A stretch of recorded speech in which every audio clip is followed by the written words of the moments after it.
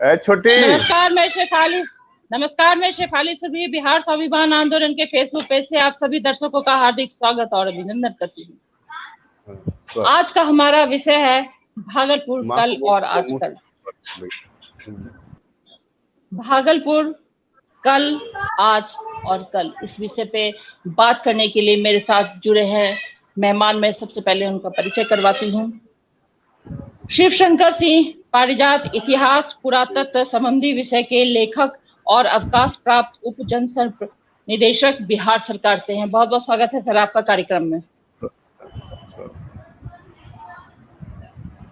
Professor Raman Sinha प्रभारी प्राचार्य सुंदरवती महिला कॉलेज तिलका मांझी विश्वविद्यालय भागलपुर। बहुत बहुत स्वागत है सर आपका कार्यक्रम में।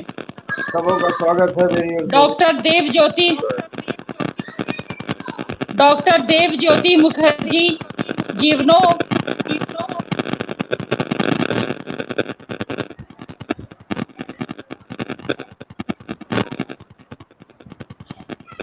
सर आवाज मिस कर रहा है। डॉक्टर देव ज्योति आवाज डिस्टर्ब आ रही है। वाइब्रेशन हो रहा है, आवाज मिस कर रही है। डॉक्टर देव ज्योति मुखर्जी जीवनोपयोगी शिक्षक उद्यमिता उत्प्रेरक। बहुत बहुत स्वागत है सर आपका कार्यक्रम में। Doctor Ravishankar Kumar Chaudhary assistant professor इतिहास विभाग तेज नारायण बनेली महाविद्यालय। बहुत बहुत स्वागत है सर आपका कार्यक्रम में। आपका भी स्वागत है। Thank you. जी सर नमस्कार। चलिए रमन जी, सर आपसे मेरा पहला प्रश्न होगा कि भागलपुर का क्या अतीत रहा है, इस पे प्रकाश डालें।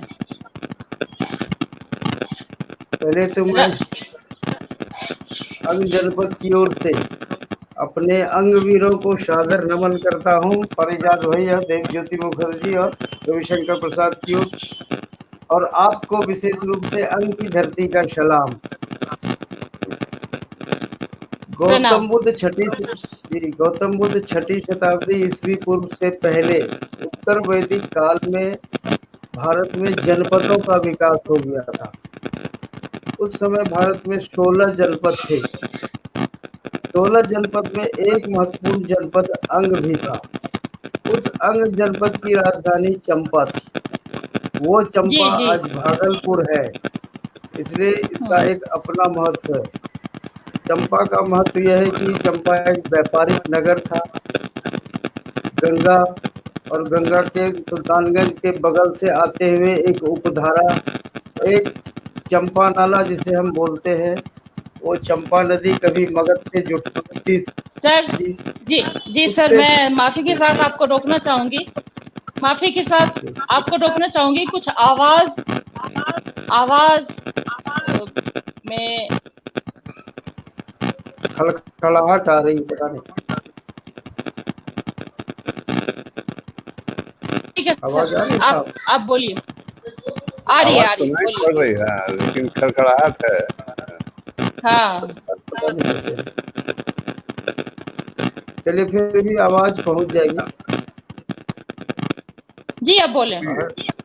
जी, मैं वही बोल रहा था कि चंपा नदी और गंगा के तिलमुहानी पर एक बंदरगाह था। वहाँ पर बड़े बड़े व्यापारिक, उस समय के शब्दों में जहाज, में हम लोगों के शब्दों में बड़े नाव लगते थे। वो बंदरगाह का देव ज्योति मुखर्जी से विशेष आग्रह है। मैं और पारिजात भैया उस बंदरगाह को देख आया हूँ, वो आज भी है। अगर मोटर बोट से वहाँ भ्रमण करवा सके तो वो भी एक दर्शनीय स्थल है और पर्यटन का बहुत बड़ा केंद्र बनेगा। वो सबूत है कि चंपा का बंदरगाह आज भी था। तो इस तरह की वो व्यापारिक नगरी थी। आज भी भागलपुर व्यापारिक नगरी है।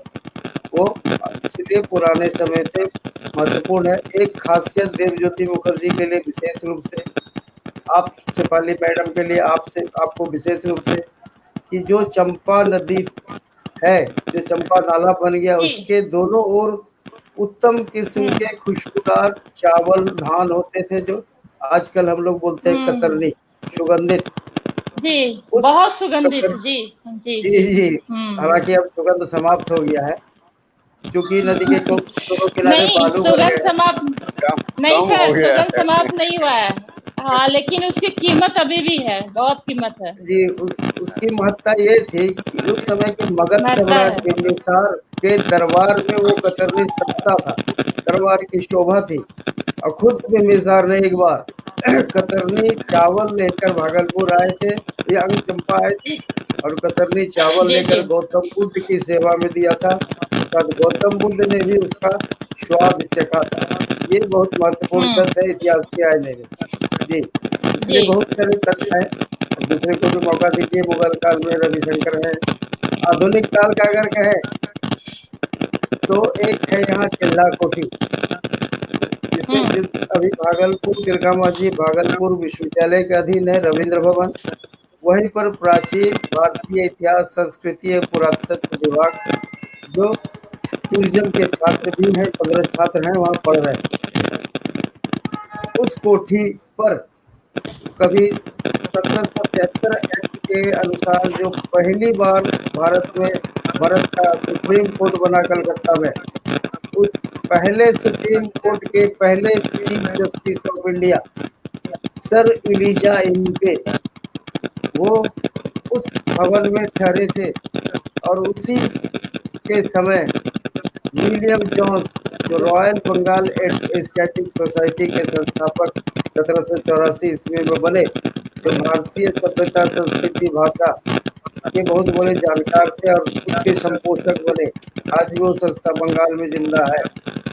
वो भी जब जज थे तो उस भवन में आके खड़े थे। दो बड़ी हस्तियां थी। तीसरी बंगाल के उस समय के गवर्नर जनरल वारेन हेस्टिंग्स भी ठहरे थे। इस तरह बहुत से लोग ठहरे थे। बुकानर ये सब तो है ही। तो वो एक बहुत बड़ा ऐतिहासिक धरोहर है। अगर हम कहें तो उस समय का भागलपुर का रायसीना हिल्स, जहाँ राष्ट्रपति निवास करते हैं, उसके लिए को रायसीना हिल्स कहा जाता था।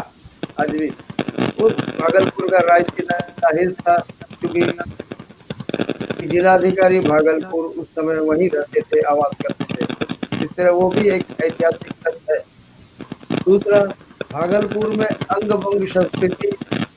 सर कहीं पे फैन की आवाज आ रही है सर, अरे कहीं से फैन की आवाज आ रही है, पंखे की बीच में। हेलो, आवाज आ रही है सबको? ये बीच में जो कर कर कर कर आवाज आ रही है ना सर, पता नहीं खड़खड़ाहट कहाँ से। ये किसी के फैन चल रहा है क्या सर? नहीं, कुछ नहीं चल रहा। मुझे भी खड़खड़ाहट की आवाज है। रवि सर आपके यहाँ से कुछ जय, मेरे यहाँ ठीक है, ओके है। अच्छा, फैन की आवाज कैसे करता है क्या? हाँ ऐसा लग रहा है यहाँ जी। कहीं फैन चल रहा है, बहुत ज्यादा करकराहट है उसमें। पता नहीं। हाँ हाँ, आवाज में गड़गड़ाहट कहीं तो खड़खड़ाहट कुछ चल बोलता रहा है। है। खड़खड़ खड़खड़ आवाज आ रहा है।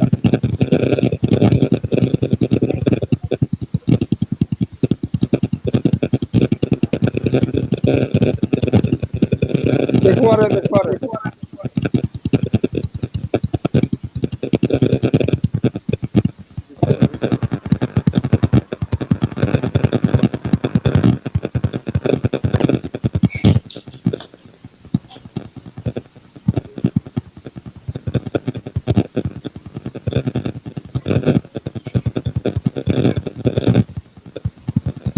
कहीं ना कहीं कोई समस्या है। अच्छा, लेकिन आवाज सुनाई पड़ रही है। एक बार सभी लोग को अनम्यूट करके देख ले तो। जी जी, एक बार अनम्यूट किया जाए सर। एक बार अनम्यूट होके देख ले सभी लोग। हाँ क्या हुआ, बोले? आवाज आ रही है? हाँ, आवाज आपकी आ रही है। आवाज आ रही है, लेकिन पता नहीं, मुझे भी आ रहा। देखिए, इको कर रहा है, अब आवाज गूंज रही है। खड़खड़ाहट पता नहीं, मुझे भी आ रहा। अब कुछ कम हुआ है।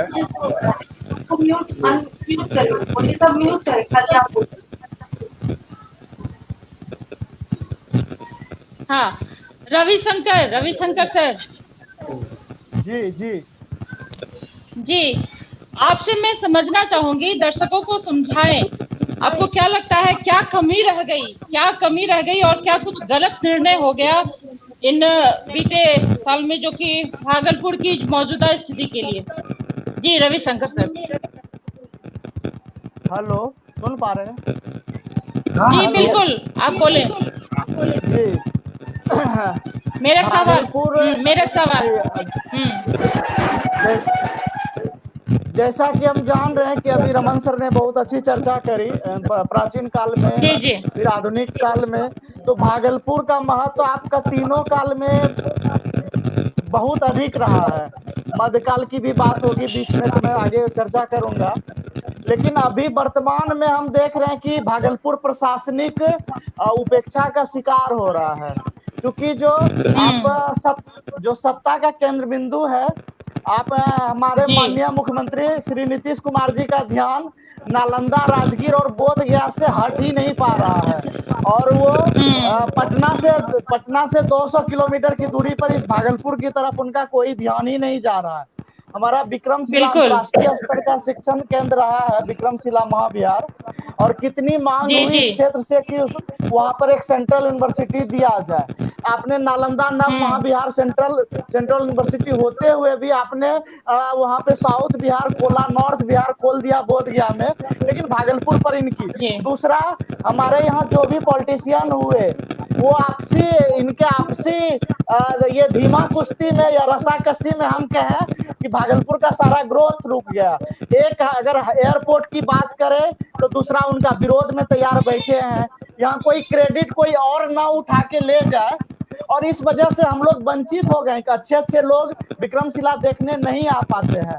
आज विक्रमशिला को बौद्ध सर्किट में शामिल करने की जरूरत है, और अभी आप भागलपुर से विक्रमशिला जाने में आपको 9 घंटे लगेंगे, ये स्थिति हो गई है। तो जो एक बार आएंगे वो दोबारा फिर नहीं जाएंगे।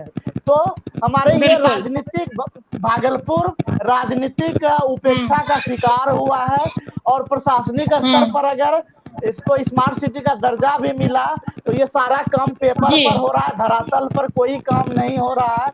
और सरकारी उपेक्षा के कारण ही आज देवज्योति सर जैसे लोग अगर इस टूरिज्म के तरफ बहुत अच्छा इनिशिएटिव लिए हैं, मैं तो इनके साथ हूँ। कभी आज के बाद हमेशा इन्होंने सारे यहाँ के टूरिस्ट स्पॉट को एक लोकेट करके दिखलाने के लिए प्रयास शुरू किए हैं कि हमारे भी कोई मित्र आए तो हम लोग सजेस्ट करें कि चलो भाई इस तरह का ऑप्शन है। लेकिन ये जिला प्रशासन को करना था। एक से एक हिस्टोरिकल प्लेसेस है भागलपुर में। भगवान बुद्ध 2 से 3 बार आए, भगवान महावीर 3 बार आए, सम्राट अशोक का संबंध यहाँ से जुड़ा है। तो मध्यकाल में हम देख रहे हैं कि मुगल बादशाह बाबर आ रहे हैं, हुमायूं आ रहे हैं, प्रिंस परवेज शाह शुजा से जुड़ा हुआ हमारा भागलपुर है। तो ऐसे ऐसे भवन उपेक्षा के शिकार पड़े हुए हैं, सरकार का इनके ऊपर कोई ध्यान नहीं।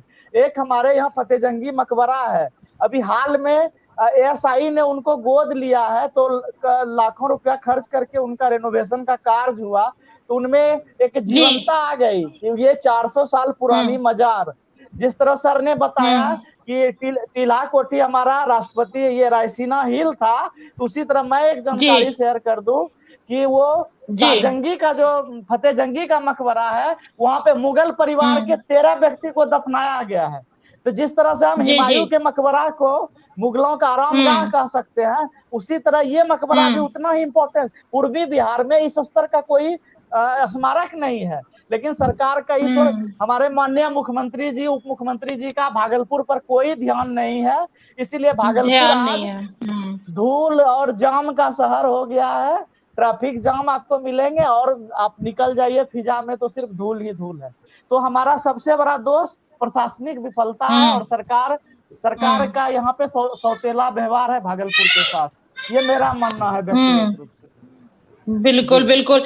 शिवशंकर सर, मैं आपके पास आना चाहूंगी। आपको क्या लगता है आज के वर्तमान समय में ऐसे क्या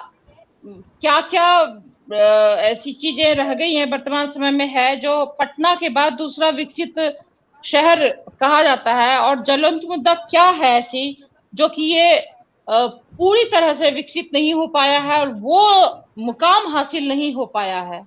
आज के वैसे कौन से बहुत बड़े मुद्दे हैं, ज्वलंत है, क्या कहेंगे शिवशंकर देखिए सर? हम, जी हाँ, यहाँ हम लोग इतिहास और धरोहर की बात कर रहे हैं और अपने जी क्षेत्र के पर्यटन के विकास की बात कर रहे हैं। तो हम इस बिल्कुल। विकास पर ही केंद्रित करके कहना चाहेंगे कि जो सबसे हम्म। बड़ी बात है कि भागलपुर जो ऐतिहासिक दृष्टि से, सांस्कृतिक दृष्टि से और जी पुरातात्विक दृष्टि से इतना समृद्ध है, चाहे जी जैसा सर। डॉक्टर रमन सिन्हा ने कहा कि प्राचीन काल का समृद्ध हम्म। इतिहास रहा है। जी जी। रविशंकर जी मध्यकालीन इतिहास के जानकार हैं, उन्होंने मध्यकाल के बारे में कहा।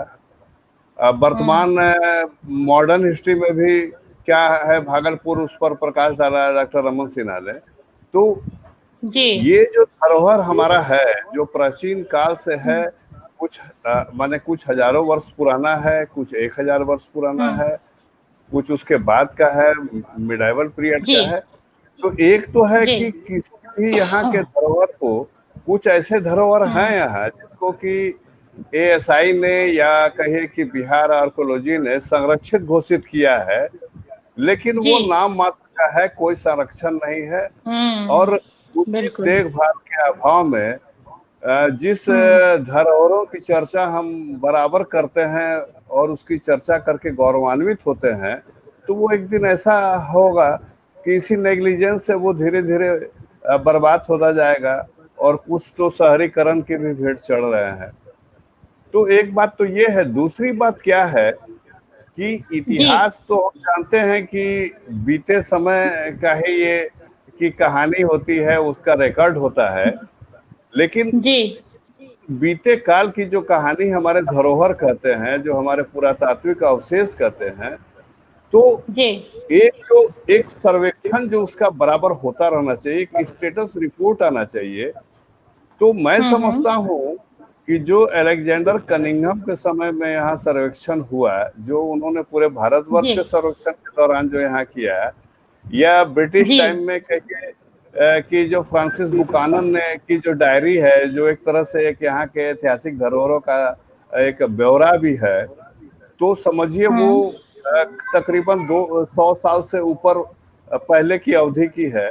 तो विगत 150 साल में 60s में पटना यूनिवर्सिटी के डॉक्टर बीपी सिन्हा ने यहाँ के कर्णगढ़ में, चंपानगर कर्णगढ़ में, या विक्रमशिला में ये खुदाई करवाई थी और काफी महत्वपूर्ण अवशेष निकले थे। तो उसके बाद जो है कोई ऐसा काम नहीं हुआ। और दूसरी बात, जो बिहार आर्कोलॉजी ने जो 2 साल पहले पूरे जिले के आर्कोलॉजिकल जो मॉन्यूमेंट्स, धरोहर, ढूहों का जो उन्होंने सर्वेक्षण किया, तो इतनी दुख की बात है कि इतना एक्सटेंसिव सर्वेक्षण, जिसमें मैं खुद उनके सहयोग में था, डॉक्टर रमन सिन्हा थे और भी हमारे मित्र थे, तो उसका प्रकाशन, पब्लिकेशन तक अभी तक जो है बिहार आर्कोलॉजी डिपार्टमेंट ने नहीं कर रहा है और नहीं कर पाया। तो ये ऐसा इंडिकेशन था। तो एक तो बात ये है, और दूसरी बात क्या है कि एक इच्छा शक्ति जो होती है, जिस पर कि हमारे मित्र डॉक्टर रविशंकर चौधरी ने जो कहा, आप समझिए कि 5 साल पहले जो है विक्रमशिला सेंट्रल यूनिवर्सिटी की घोषणा जो है हमारे प्रधानमंत्री कर चुके हैं। उसके लिए फंड भी ईयरमार्क हुआ था लैंड एक्विजिशन के लिए, लेकिन अभी तक जो है वो लैंड एक्विजिशन होते होते 3-4 साल लग गया। और 2 साल से जो आनन फानन में यहाँ के प्रशासन ने जो लैंड एक्विजिशन करके बिहार सरकार को भेजा, तो वो वहाँ के ठंडे बस्ते में पड़ा हुआ है, जबकि उसको जाना है सेंट्रल गवर्नमेंट। तो ये एक सैंक्शन्ड योजना है। और इस बीच में कितने यूनिवर्सिटीज बने, मोतिहारी का बन गया और सब जगह बन गया, तो बने, हमारे बिहार में ही बन रहा है, ऐसी कोई बात नहीं है, लेकिन ये होना चाहिए था। हाँ, तो इस तरह की बात है। तो एक जो सीरियसनेस होना चाहिए, जो शोध कार्य होना चाहिए, डॉक्यूमेंटेशन का जो काम होना चाहिए रीजनल हिस्ट्री में, तो वो नहीं हो रहा है। तो ये सब मैं बेसिक बातें कह रहा हूँ। और आधुनिक समय में, माने कंटेम्परेरी टाइम में, किस तरह से यहाँ के धरोहर को और टूरिज्म को सहेज के लेकर आगे जाना है, तो देव ज्योति जी बताएंगे इसके बारे में, इसलिए मैं उस पर ज्यादा प्रकाश नहीं डालना चाहता हूँ। लेकिन एक बात है कि इच्छा शक्ति होनी चाहिए, और इस तरह के नेग्लिजेंस से तो हमारा इतिहास भी मिट जाएगा, ये धरोहर भी मिट जाएगा। आप समझिए कि विक्रमशिला हमारे यहाँ है, पूरे एशिया का जो सबसे बड़ा जो मेला लगता है श्रावण का, वो भागलपुर की उत्तर वाहिनी गंगा के ये सुल्तानगंज से लगता है। सुल्तानगंज से शुरू होता है, और सुल्तानगंज की जो अजगैबी पहाड़ी है और उसके सामने जो मुरली पहाड़ी है, उसमें असंख्य पुरातात्विक माने धरोहर हैं, कितनी प्राचीन मूर्तियां वहां पर उत्कीर्ण है, लेकिन वो सारी जो है वो क्षरित हो रही है, बर्बाद हो रही है, और कुछ को मिटाकर वहां कंस्ट्रक्शन करने का भी काम किया जा रहा है।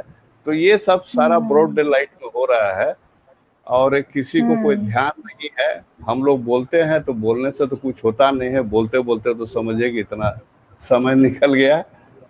तो ये दुखदाई है, बहुत ही चिंतनीय है, लेकिन सर हम बात कर रहे हैं। देखिए, भागलपुर के लिए इसलिए दुखदाई है कि पॉलिटिकल तो मैं बोलना नहीं चाहता हूँ, अभी इलेक्शन भी है और हम लोगों का काम भी नहीं है, लेकिन आप समझ लीजिए, पॉलिटिकल की नहीं है, लेकिन एक नागरिक होने के नाते मैं तो नागरिक होने के नाते मैं कहूँ ना हक है हमारा पूछने का। नहीं, बहुत बहुत धन्यवाद शेफाली जी कि आपने इस मंच को ये रोक दिया कि इस बात को भी हम लोग कह सकते हैं। नहीं तो जो महारथी लोग जो इलेक्शन के लिए जो गिद्ध की तरह नजर दौड़ाए हैं, वो किस बात को किस वे में लेंगे, दैट इज अनदर थिंग। नहीं, सही बात है, लेकिन मैं ये कहना चाह रहा हूँ कि इतना चला गया है ये शहर। आप बताइए, स्मार्ट सिटी जिसमें कि स्मार्ट सिटी पे, मैं वही बोलने वाली थी। मैं बता रहा हूँ, कुछ हो सकता है मैं ज्यादा समय ले लूं। स्मार्ट सिटी की जो परियोजना बनी, तो उसके धरोहर के डेवलपमेंट के लिए भोले भटके जो है, जो उस समय के जो चीफ एग्जीक्यूटिव अफसर थे, बहुत अच्छे यंग IAS अफसर थे, उन्होंने 2-3 बार मुझसे प्रोजेक्ट लिया और मैंने बहुत ही हार्टेडली दिया, जबकि उस प्रोजेक्ट बनाने के लिए वो लाखों रुपया दूसरे को देते हैं। लेकिन हम लोगों ने भागलपुर के धरोहर की बात को समझकर जो है वो बना कर दिया, और जब वो बनने के स्टेज पे हो गया तो उस महाशय के तो ट्रांसफर हो गया। अवनीश कुमार भैया, अवनीश कुमार, हाँ, अरे नाम क्यों भूलेंगे। तो कहने का मतलब ये है कि जो उस समय के जो एग्जीक्यूटिव अफसर जो थे, जब उनको मालूम हो गया, जो उनके निचले अफसर जो थे, जो इस योजना को एक्सिक्यूट करते, जब वो जान गए कि मैं जो हूँ साहब से बहुत ज्यादा क्लोज हो गया हूँ, चूंकि वो फ्रिक्वेंटली मुझसे डिस्कस करते थे, तो उन्होंने मुझे बताया था कि एक एक जो परियोजना है, चाहे से रवि जी ने बताया कि जो फतेह जंग का मकबरा जो है, यह हमारा बूढ़ानाथ का मंदिर है, यह खानका शहबाजिया है, यहाँ मुस्लिम मॉन्यूमेंट है। तो एक एक प्रोजेक्ट पर उन्होंने बताया कि सर क्या बताए, भागलपुर तो चमक जाएगा, 1-1 करोड़ रुपया एक प्रोजेक्ट पर। जब वो कहाँ चला गया, क्या हुआ नहीं हुआ, और जैसे वो अधिकारी बदले तो वो पूरी फाइल गायब हो गई, सारी बात गायब हो गई। जो क्लर्क उसको फाइल लेके दौड़ता था वो भूल गया कि ऐसी कोई बात हुई थी। तो इस तरह की स्थिति है कि डॉक्टर देवज्योति जैसे व्यक्ति जो ऑर्गेनाइज करके टूरिस्ट एजेंसी से, प्राइवेट ऑपरेटर से यहाँ टूरिज्म का जो है एक इनिशिएटिव ले रहे हैं, जो सरकार जिसके पास फंडिंग है, जो राज्य ट्रांसपोर्ट चलाती है, टूरिज्म डिपार्टमेंट चलाती है, उसको भागलपुर की कोई परवाह नहीं है। और मैं एक बात कहूंगा कि हमारे माननीय उप मुख्यमंत्री ने यहाँ रिवर सफारी की बहुत ही महत्वाकांक्षी योजना बनाई। एक दिन वो जो घूमे उस पर पूरा फूल पत्ती लगाकर, उसके बाद वो बेचारा सफारी कभी घूमा नहीं, और अभी सरकारी अमला के सेवा में है। तो this is already sanctioned project. ये बिहार सरकार के इन्वायरमेंट डिपार्टमेंट का ये सैंक्शन्ड प्रोजेक्ट है, उसके लिए फंडिंग है, प्रोविजंस है, officers are deputed for that very thing. लेकिन वो भूल गया ऑफिसर, हम लोग भी भूल गए। विक्रमशिला यूनिवर्सिटी की घोषणा हुई 5 साल पहले, माननीय प्रधानमंत्री ने किया, और अभी दुख की बात है कि बांका में सीवर माने बॉटलिंग प्लांट करते हैं का शिलान्यास करते हैं, हमारे बगल में जो है देवघर में इंटरनेशनल एरोड्रम बन रहा है ना, दरभंगा में एम्स बन रहा है। दुर्भाग्य से जो केंद्रीय राज्य मंत्री हैं स्वास्थ्य के वो हमारे जिला के, लेकिन वो बना रहे दरभंगा में, बिहार में ही बना रहे हैं। खैर कोई बात नहीं है, सब हो रहा है। और इन सारे आश्वासन जो था यहाँ एयरपोर्ट बनेगा तो वो दरभंगा में बन रहा है, यहाँ एम्स की शाखा बनेगी तो वो दरभंगा में बन रहा है, इंटरनेशनल एयरपोर्ट बनेगा तो वो देवघर में बन रहा है, बॉटलिंग प्लांट तो खैर बांका में बन ही रहा है। तो इस तरह से एक शहर को जो है जिस तरह से चौराहे पर खड़ा करके जो है ये किया जाता है, समझिए रैगिंग किया जाता है, तो इसका खामियाजा अगली पीढ़ी इसका लेगी, जवाब जरूर लेगी। हम लोग तो बोलते बोलते लगता है कि थक गए हैं। खैर मैंने बहुत समय ले लिया, लेकिन मैं समझता हूं कि ये बातें होनी चाहिए थी, इसलिए मैंने इसको रखा है आपके सामने। धन्यवाद।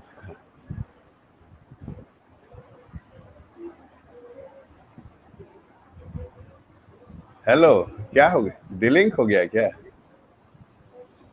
हेलो, हम लोग को आवाज आ रही है, लेकिन मैडम आवाज तो आ रही है।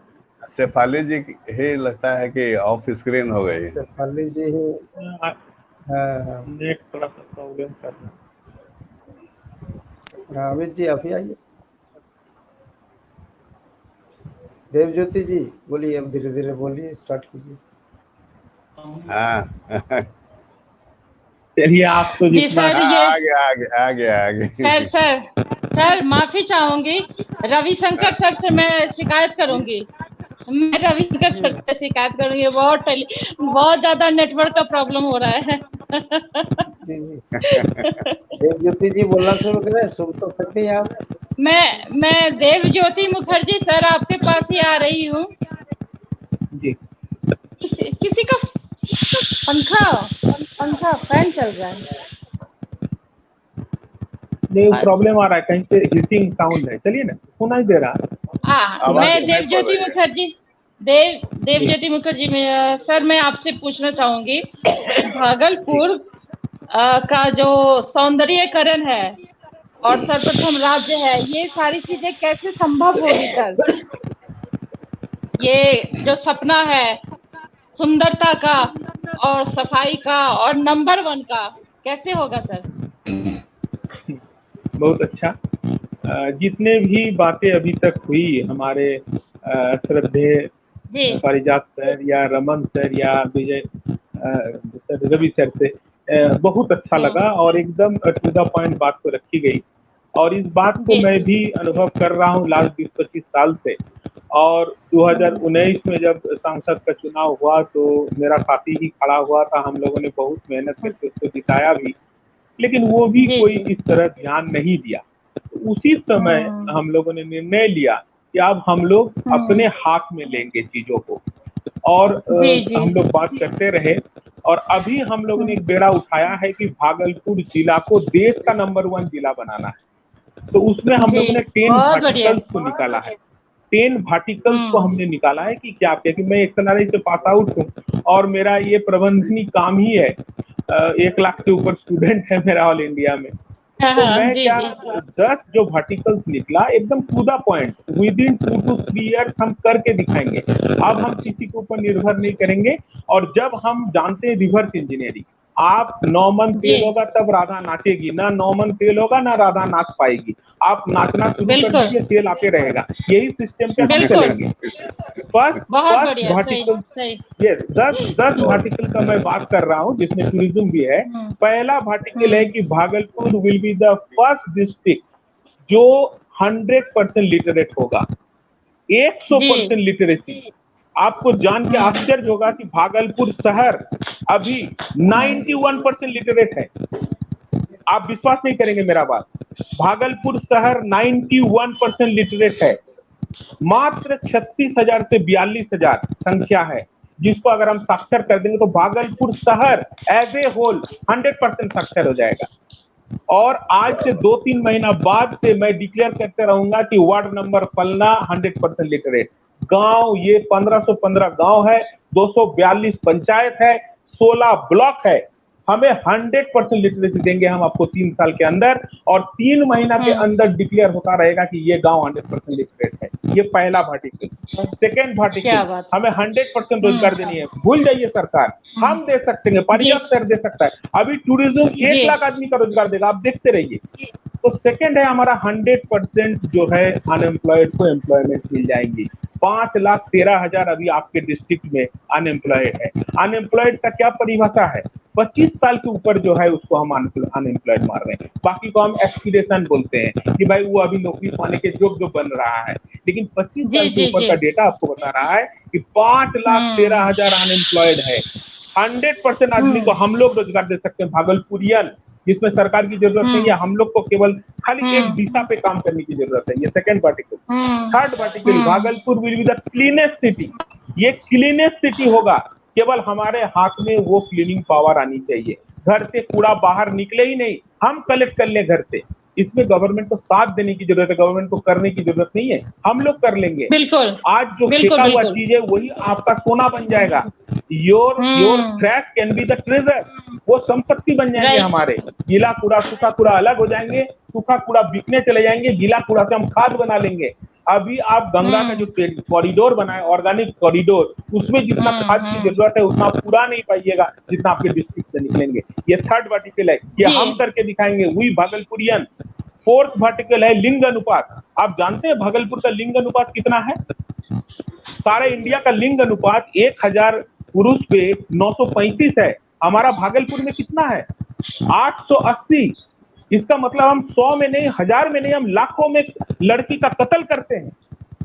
आप समझिएगा बात को। हमें लिंग अनुपात को ऊपर ले आना है। कोई साथ नहीं देगा पारिजात साहब। हम रमन बाबू और विजय बाबू, कल रवि बाबू मिलकर कर लेंगे। हम लोग को वो इच्छा शक्ति लाना है। हम लोग काम शुरू कर दिए। ये मेरा फोर्थ वर्टिकल है। फिफ्थ वर्टिकल, कला खेल संस्कृति। हमारा मंजूषा कला हमारे घर का। यस सर, सुनते जाइए 10 वर्टिकल सुनते जाइए, 10 वर्टिकल सुनते जाइए सर। और हम लोग काम कर रहे हैं, आपको भी साथ आने की जरूरत है। मीडिया भरपूर रूप में साथ है, आप लोग सब साथ आइए। फिफ्थ वर्टिकल, खेल संस्कृति कला। हमारा मंजूषा कला क्यों आज पीछे है? हमारे घर का पर्दा क्यों नहीं मंजूषा कला का है? आज मंजूषा कला हर जगह दिखनी चाहिए। हम इज्जत नहीं करेंगे, नहीं इज्जत होगा। आप भूल जाए सरकार को, बहुत हम लोगों ने देखा। अब हम आप मिलकर बदलाव लाएंगे। खेल में आज भागलपुर का एक खेल एकलव्य संस्थान जो 5-5 गोल्ड आपको लाके देता है, हम लोग क्यों नहीं उनका हाथ मजबूत करते हैं? हम लोग इंडियन स्कूल खेल कंपटीशन करके क्यों नहीं उसको आगे ले आ पाते हैं? इसमें काम करने की जरूरत है। संस्कृति, जो रमन सर बोल रहे थे, अंग भंग की संस्कृति थी, आज खत्म हो जा रहे हैं। आज मजलिसें होना खत्म हो गए, तकरीर नहीं हो रहे हैं। आज जो उर्दू का, जो बांग्ला का, जो यहाँ की कल्चर या हिंदी का भी, ये मुशायरा भी आज खत्म हो रहे हैं। हमें उसको भी जिंदा करने की जरूरत है। ये हमारी पहचान है। ये फिफ्थ वर्टिकल है। सिक्स्थ वर्टिकल है हमारी कि टूरिज्म स्पॉट। भागलपुर में 4 तरह के टूरिज्म होते हैं सर। प्राकृतिक सौंदर्य के लिए, पौराणिक या धार्मिक कहिए उसको, आपका ये कहिए जिसका वैल्यू है सांस्कृतिक रूप से, और फाइनली आपका साइंटिफिक। ये चारों टूरिज्म का नंबर 1 स्पॉट हम कर सकते हैं भागलपुर है। चाहे वो धार्मिक हो जाए, प्राकृतिक हो जाए, वैज्ञानिक हो जाए या ऐतिहासिक हो जाए। ये चारों का चारों, हम जब यूएफएनटी को बुलाए, United forum for national tourism, वो यहाँ आके जब अजगैबीनाथ मंदिर में गया गंगा के बीच में, और वहाँ जो सर बोल रहे थे पारिजात सर, वहाँ से जो खुदाई किया हुआ मूर्ति को देखा, वो 1500 स्पॉट वहां लिया। 1500 वो पिक्चर लिया, छवि लिया, और वहीं से उसने भेजा सब जगह पे कि आओ यहाँ, आओ अजगैबीनाथ। तो हम लोग, और दुख की बात रमन सर भी बोल रहे थे और रवि सर भी बोल रहे थे कि हम लोग गाड़ी करके उनको कहलगांव विक्रमशिला नहीं लेके जा पाए दिखाने के लिए। आधा रास्ता से हम लोग को घूम जाना पड़ा, लेकिन फिर भी हम लोग दबे नहीं। तो टूरिस्ट स्पॉट के रूप में आज सारे एशिया में एकमात्र मीठा पानी का डॉल्फिन सेंचुरी आपका भागलपुर में है। विक्रमशिला गैंगेटिक डॉल्फिन सेंचुरी सारे एशिया में, और मीठा पानी का सेंचुरी कहीं नहीं है। आपके भागलपुर में सुंदरबन के भीतर में गरुड़ का रिहेबिलिटेशन सेंटर है या हॉस्पिटल है, जो और कहीं नहीं है। असम में है और कंबोडिया में है, आपको बाहर जाना पड़ेगा। वो हमारे यहाँ है। तो पशु पक्षी प्रेमी हो, आपका नेचर प्रेमी हो, धार्मिक हो, हम यहाँ बुला सकते हैं। और खुशखबरी मैं आपको दे दूं कि ऑलरेडी यूएफएनटी, जिसमें सारे 600 टूर ऑपरेटर कंपनी है ऑल इंडिया में, उसने भागलपुर को अपने मैप में ले लिया। अब जो सर कह रहे थे कि रविवार को जो शुरू कर रहे हैं, आप लोग हमारे साथ मानसिक रूप से साथ आ जाइए। हम लोग बिना गवर्नमेंट के इंटरफेरेंस का हम लोग कुछ काम करके दिखाएंगे, और जब हम लोग काम करेंगे तो गवर्नमेंट को काम करना पड़ेगा। ही इज बाउंड करना पड़ेगा, उसको करना पड़ेगा। नहीं तो गद्दी छोड़ो कि पब्लिक आया है, गद्दी छोड़ो कि पब्लिक आया है, ये बात उठ जाएगा। हम लोग करके दिखाएं, हम लोग रिवर्स इंजीनियरिंग करें। जी बिल्कुल सही कहा कि पब्लिक जब जाग जाती है तो बहुत सत्ता हिल जाती है, ये हमने देखा है, सुना है। सर एक और बात इसमें मैं जोड़ना चाहूंगी कि व्यवसाय जो है, पर्यटन है, और व्यवसाय जो सिल्क सिटी कहा जाता है, स्मार्ट सिटी का भी सपना है और सिल्क सिटी तो रहा है, तो इस पे भी बहुत ध्यान नहीं दिया गया है इसके उत्थान के लिए। चलते चलते सर ये 6 वर्टिकल्स का जो हम लोग करके देंगे, गवर्नमेंट साथ देगा, और 4 हमको गवर्नमेंट से लेना है। सुगम यातायात व्यवस्था, यहाँ रोड बोल के है ही नहीं कुछ, ठीक है। आप वहाँ वृक्ष रोप सकते हैं, ऐसा रोड है यहाँ पे, तो आपको रोड देना पड़ेगा। आपको स्वास्थ्य सेवा, भागलपुर का हम कहेंगे कि स्वास्थ्य सेवा बोल के अभी सबसे ज्यादा का चरमराया कोई व्यवस्था है तो वह स्वास्थ्य सेवा है, जो यहाँ आपको देना ही पड़ेगा। आप सुपर स्पेशलिटी घोषणा किए हैं, बन भी रहे हैं, वहाँ डॉक्टर दीजिए बढ़िया, और वहाँ आप काम दीजिए। और अपराध, अभी अपराध भी बहुत बढ़ गए हैं भागलपुर में, उसको आप कंट्रोल कीजिए। और पर कैपिटा इनकम, अभी आपको भागलपुर में 1380 मेट्रिक टन कोयला मिला है पीरपैंती में, रामनगर गांव में 1300 मेगावाट का बिजली घर बन रहे हैं। अब ये पर कैपिटा इनकम में आना चाहिए, आपका भागलपुर का पर कैपिटा इनकम में वो दिखना चाहिए, जो अभी साल में 14,000 रुपया है, मात्र 14,000 रुपया पर आदमी इनकम है भागलपुर का। ये आप गवर्नमेंट की ये दायित्व बनता है कि आप उसको, भागलपुर के जो रेवेन्यू आप जनरेट कर रहे हैं वो भागलपुर का पब्लिक के ऊपर करें। ये 10 वर्टिकल से हम लोग बदल देंगे भागलपुर। बहुत बहुत धन्यवाद। बहुत अच्छी, बहुत बहुत शुभकामनाएं भी है हमारी तरफ से, बहुत शुभकामनाएं। आपने इतनी उत्साहवर्धक बातें कही हैं और ये पॉजिटिविटी है। जी जी जी जी मैडम। तो सरकार को सीखने की जरूरत है कि कमजोर नहीं होती है जनता, और पढ़ी लिखी है ही, उर्वरक है ही हमारी मिट्टी है। और भागलपुर जो पटना के बाद भागलपुर का ही नाम आता है बिहार में, तो स्मार्ट सिटी का जो सपना है। और मैं एक बात यहाँ पे समझना चाहूंगी कि ये पर्यटन, और यहाँ पे सिल्क सिटी के नाम से जाना जाता है, यहाँ का जो सिल्क उद्योग है ये बहुत नाम है इसका, लेकिन इस पे भी ज्यादा खासा ध्यान नहीं दी सरकार। तो ये किन से जानना चाहेंगे आप ही बताइए। देखिए आप वर्टिकल लेकर चल रहे हैं तो एक वर्टिकल इस पर दीजिए। देखिए नहीं, बात देखिए, हाँ कोई नहीं, हाँ शिव शंकर भी बोल सकते हैं, आप बताइए। जी सर, दो बातें हैं। एक तो है कि जी शिव शंकर सर भी बोले कि क्या कुछ इसमें वर्तमान में जो ये ज्वलंत मुद्दा भी तो है इसमें ना, तो इसमें ये बस चलते चलते हम ये समझना चाहेंगे और हमारे दर्शक भी समझना चाहेंगे कि क्या कुछ और बेहतर होगा। जो सिल्क सिटी है के नाम से जाना जाता है, उस पर भी ज्यादा तवज्जो नहीं दिया गया है सरकार की तरफ से। देखिए, और उसके जो श्रमिक है, हाँ सिल्क का जो टेक्सटाइल जो यहाँ का इंडस्ट्री जो है, माने ये यहाँ का बहुत ही ट्रेडिशनल और बहुत पुराना ये व्यवसाय है, और हजारों लोग और दर्जनों गांव और कस्बा जो है इसके माने डिफरेंट प्रोसेस से जुड़े हुए हैं। तो in the course of time जिस तरह से भागलपुर का जैसे जैसे यहाँ की जो पब्लिक सुविधाएं हैं या उद्योग व्यवसाय के लिए जो इंफ्रास्ट्रक्चर चाहिए, तो जैसे जैसे वो क्षरित होता गया। ये आपको देवज्योति जी के 10 वर्टिकल्स में लगता है ये पूरी तस्वीर जो है एक आ जाती है सामने।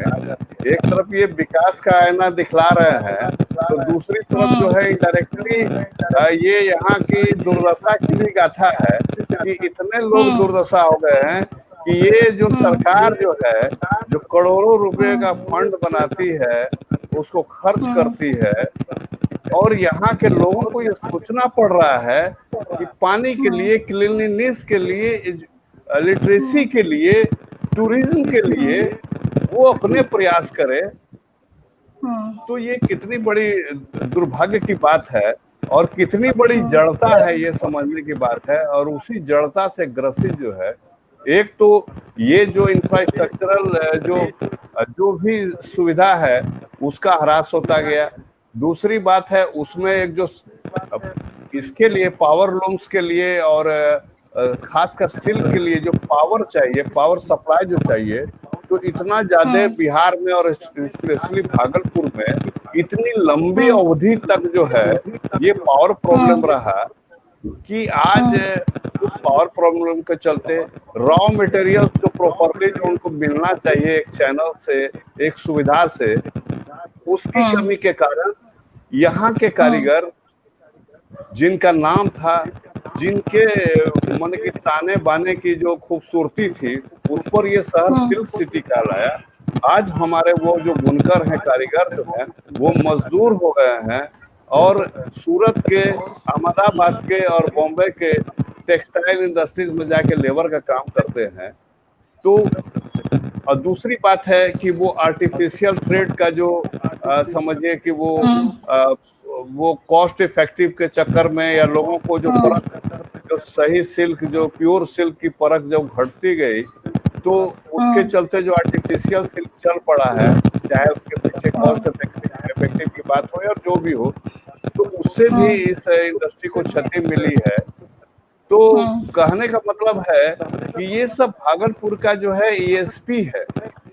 ये सिर्फ कहने की बात, गौरव की बात नहीं है, ये सिल्क के साथ यहाँ का रोजगार जुड़ा है, यहाँ की कला जुड़ी है, यहाँ की संस्कृति जुड़ी है, यहाँ का जो रहन सहन लोगों का है, जो लाइफ स्टाइल है, जीवन शैली है, जो सांप्रदायिक जो सद्भावना है, कौमी एकता जो है, सारी बातें जुड़ी है। उसमें अगर हिंदू जुड़े हैं तो मुस्लिम्स भी जुड़े हैं, तो उसके कई डायमेंशंस है और वो टूटता गया, वो डायमेंशंस टूटते गए, वो इंफ्रास्ट्रक्चर टूटता गया, बहुत सारा चीज तहस नहस हुआ, उसमें बहुत ज्यादा हमारा ये सिल्क इंडस्ट्री भी हुआ।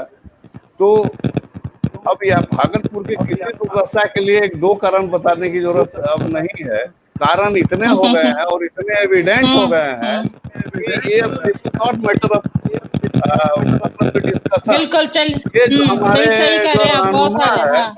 अब उनको आंख में वो काला मोटा चश्मा पहनने की जरूरत है कि उनको दिखाई नहीं पड़े, क्योंकि देख के तो नहीं, वो लोग रोने चश्मे को लगता है कि क्या हो चश्मे गया। को उतारने की जरूरत है। वो काला चश्मा जो है वो उतार के और जमीन पे रोड मैप तैयार करने की आवश्यकता है। वो उतरेगा चलते नहीं चलते ना। चलिए उतरेगा। ठीक है, जरूरी है। समय बहुत अच्छी बात है।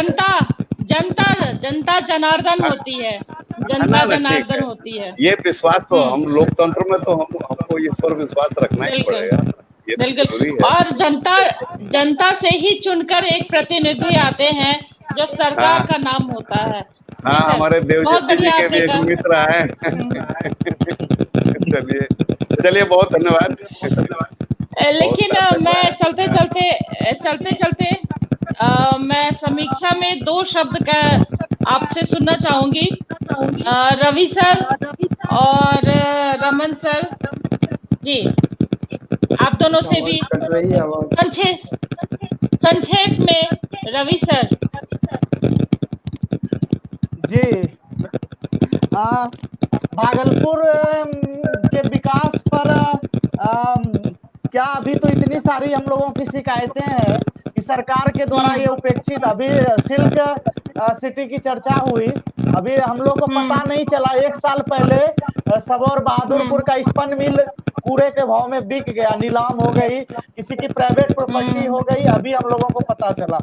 आप सिल्क के हमारे यहाँ 4 कैटेगरी थे, जिसमें मलमल जो सबसे महंगा होता था वो भागलपुर में, इसके ग्रामीण इलाकों में तैयार होता है। हमारे अमरपुर के पास एक कटोरिया बस्ती है, हम लोग देखते थे लूम पर मलमल कपड़े तैयार होते थे जो काफी कॉस्टली थे।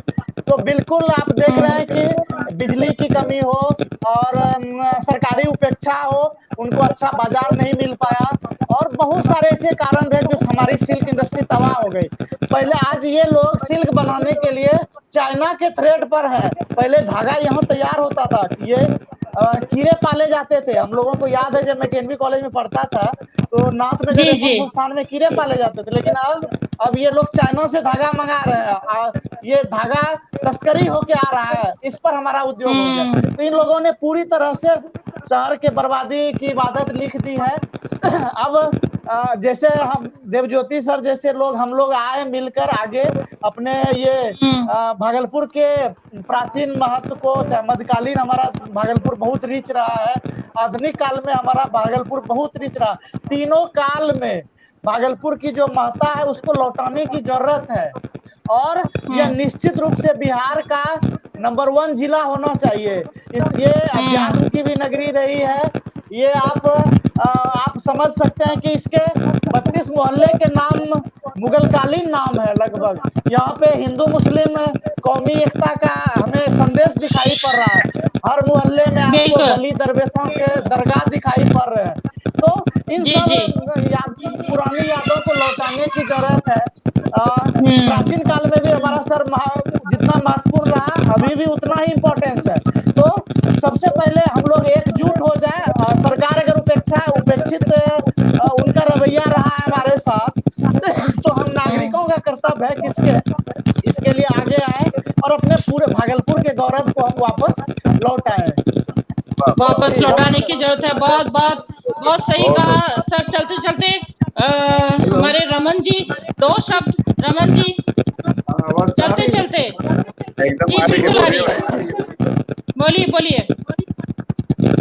हाँ जी, तो मैं संक्षेप में कहूँ तो भागलपुर के विकास का सबसे बड़ा बाधक राजनीतिक इच्छा शक्ति, प्रशासनिक उदासीनता और ठेकेदारों के गठजोड़, ये 3 गठजोड़ भागलपुर के विकास के अवरोधक हैं। जिला प्रशासन अपने वीडियो कॉन्फ्रेंस में विक्रमशिला की तस्वीर लगाते हैं, लेकिन विक्रमशिला पहुंचेंगे कितने दिन में खुद उन्हें पता नहीं। वो तो बड़े साहब है, जब जाएंगे तो थानादार उनका रोड साफ कर देगा, लेकिन बगैर साहब बन के अगर जाए वहाँ से 50 किलोमीटर जाने में उन्हें 5 घंटा से बेसी लगेगा, वो भी रो के जाएंगे। ये स्थिति बना के रखा है। सिल्क की बात आई तो मैं सिल्क को थोड़ा सा प्रकाश डाल दूं। युगल किशोर मिश्रा ने ईस्टर्न इंडिया अर्थात भागलपुर पर अपना रिसर्च किया है, बाद में पुस्तक बना। उस पुस्तक में उन्होंने साफ लिखा है कि मौर्य काल से पहले ही भागलपुर में अन्य जनपद में सिल्क का काफी बड़ा प्रचलन था, काफी इस्तेमाल था। यहाँ तक मैं बता दूं कि भागलपुर गजेटियर में 1957-58 में लिखा है, दर्ज किया गया है कि सिर्फ मजाहिदपुर की एक कंपनी ने 60 लाख रुपए का निर्यात किया अमेरिका को, सिर्फ एक देश को। इस स्थिति को देखते हुए आज अगर हम बोले सिल्क का व्यापार सिर्फ राजनीतिक इच्छा शक्ति और प्रशासनिक उदासीनता का नमूना है जो आज बैठ गया। बहुत से प्रवासी मजदूर को लाया गया ढोकर, इसमें दो मत नहीं, सरकार ने अच्छा काम किया। अगर उन मजदूरों पे चंपा नदी की सफाई करवा दी जाती, उनको रोजगार भी दे देती, चंपा नदी साफ हो जाता, फिर से कतरनी सुधार शुरू हो जाता, फिर कतरनी का ब्रांड शुरू हो जाता, वो भी एक रोजगार होता। बहुत से साधन है। पर्यटन पर चर्चा हुई, पर्यटन तो सब जानते हैं कि रोजगार है, तो रोजगार को विकसित करने के लिए पर्यटन जरूरी है। और इसी पर्यटन के उद्देश्य से बिहार के पुरातत्व निदेशालय के उस समय अतुल वर्मा निदेशक थे, उनके ही आदेश पर अरविंदो सिन्हा राय नामक एक 3.5 फीट का युवक, अगर मैं कहूँ छोटा सा बहुत तेज, उसने सिर्फ सबौर और गोराडी जो भागलपुर शहर का नजदीकतम नियरेस्ट ब्लॉक है, सिर्फ उसने 3 मॉड खोज दिया। मैं भी उनके साथ था। स्वरूपचक, गोराडी, जितने भी डी नाम है वो खुद अपने आप में एक मॉड है। जी बिल्कुल, आपने बिल्कुल सही कहा कि ये खुद अतुल भगवत ने एक जगह कहा कि मैं सर्वे कराकर खुदाई करवाऊंगा, आज तक परिजात भैया ने कहा रिपोर्ट नहीं छपा। ये सीधा सीधी मैं आरोप लगा सकता हूँ कि प्रशासन की उदासीनता और राजनीतिक इच्छा शक्ति की कमी का नायाब नमूना अग जनपद भागलपुर है। रवि सर ने कहा कि फतेहजंग का मकबरा वो सुंदरवती महिला कॉलेज से मात्र 100 कदम भी नहीं होगा। मैं अपनी छात्राओं को बोलता हूँ कि वहाँ नहीं जाना है, इसलिए कि उस दोनों ओर उसके अतिक्रमणकारी सारे गुंडे और सामाजिक तत्व है। मैं इतिहास के विद्यार्थी होने के नाते इतिहास की छात्राओं को ये निर्देश देता हूँ कि वहाँ कभी नहीं जाना है। जब जाना है जूडो कराटे वाली 10 लड़कियों के साथ जाओ, नहीं तो वहाँ पर नहीं जाओ। लेकिन प्रशासन उसे उजाड़ पाने में सक्षम है। की राजनीति समाप्ति की ओर जा रहे हैं, आप जाके देख लीजिए, नहीं जा पाएंगे। इस तरह की उदासीनता है जो साफ दिख रहा है। इसलिए मैं स्पष्ट होकर बोल सकता हूँ कि राजनीतिक इच्छा शक्ति, प्रशासनिक उदासीनता और ठेकेदारों के गठजोड़ के कारण भागलपुर सिर्फ नाम का स्मार्ट सिटी है, स्मार्ट नहीं हुआ। रवि सर कुछ कहना चाह रहे हैं। रवि सर अभी यहाँ पे एग्रीकल्चर में बहुत स्कोप है भागलपुर में। बिहार का ये बहुत बड़ा मक्का हब है। हम लोग हवाई घोषणा सुनते रह गए कि फूड प्रोसेसिंग लग रही है। अब यहाँ पे कॉर्नफ्लेक बनेगा, पॉपकॉर्न बनेगा। सनवाज जी हवाई घोषणा करके चले गए, आज तक नहीं बन पाई। यहाँ के कतरनी चूरा का इंटरनेशनल ब्रांडिंग होना चाहिए था। यहाँ केला का बहुत बड़ा हब है, केला का इसका इंटरनेशनल मार्केट में सप्लाई है। लेकिन आप देखेंगे यहाँ का जर्दालू आम हमारे माननीय राष्ट्रपति महोदय खाते हैं, प्रधानमंत्री महोदय खाते हैं, लेकिन आज तक कोई ब्रांडिंग नहीं हुई। तो बिहार सरकार सिर्फ भागलपुर से लाभ ले रही है, लेकिन इनका भागलपुर के ऊपर कोई ध्यान नहीं है। चाहे माननीय मुख्यमंत्री नीतीश कुमार जी हो और सुशील मोदी महोदय, तो उनसे भी आगे निकले। उन्होंने तो स्टेटमेंट दे दिया कि नालंदा का महत्व ज्यादा है, भागलपुर के विक्रमशिला का महत्व कम है। इस तरह की राजनीति तो हमारे राजनीतिज्ञ कर रहे हैं। उनको यहाँ पर अच्छे संभावनाएं तलाशने की जरूरत है। और पटना से 200-250 किलोमीटर की दूरी पर भागलपुर को एक अच्छा सेंटर, ये बिहार का सबसे लर्नेड जिला है। आप देख लीजिएगा, एक से एक यहाँ पे इंस्टीट्यूशंस हैं। पीएनबी जैसे दूसरे कॉलेज है बिहार का, तिलका मांझी, टीएनबी और इग्नू की भी पढ़ाई इंदिरा गांधी मुक्त विद्यालय की प्रारंभ हो गई है। तो शिक्षा, मैं अब कार्यक्रम समाप्त करने के लिए मैं आगे जा रही हूँ। आप सभी मेहमानों ने बहुत अच्छी यहाँ पे चर्चा की कि शिक्षा, स्वास्थ्य और यहाँ भागलपुर का जो एजुकेशन का भागलपुर पटना के बाद सबसे बड़ा हब है। यहाँ पे 20 से 25 जिले की लड़कियां पढ़ाई करते हैं। यहाँ पे एग्रीकल्चर कॉलेज हो, आपका इंजीनियरिंग कॉलेज हो, पॉलिटेक्निक कॉलेज हो, पीएनबी, जी इतने बड़े बड़े इंस्टीट्यूशंस पटना के बाद अगर दिखाई पड़ेंगे तो वो भागलपुर है। फिर भी सरकार का ध्यान नालंदा पर ज्यादा है, राजगीर पर ज्यादा है, बोध गया पर उनका ज्यादा, भागलपुर पर उनका कोई। चलिए ठीक है सर, आपने बहुत अच्छी बात कही है। सरकार को जागना होगा और जो मोटा चश्मा पहन रखा है वो काला चश्मा उतारने की जरूरत है। जनता सब देख रही है।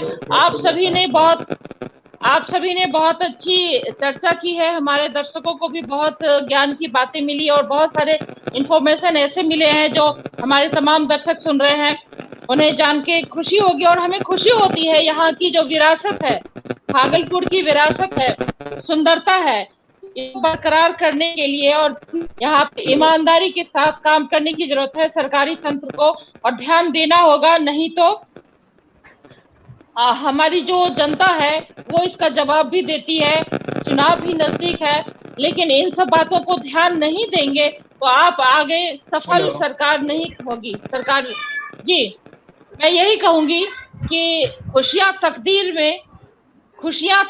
में होनी चाहिए, तस्वीर में तो हर कोई मुस्कुराता है। किसी ने बहुत अच्छी बात कही है, यही मैं भागलपुर के लिए कहना चाहूंगी कि जी, आप सभी मेहमानों का बहुत बहुत धन्यवाद, तमाम जुड़े दर्शकों का भी बहुत बहुत धन्यवाद।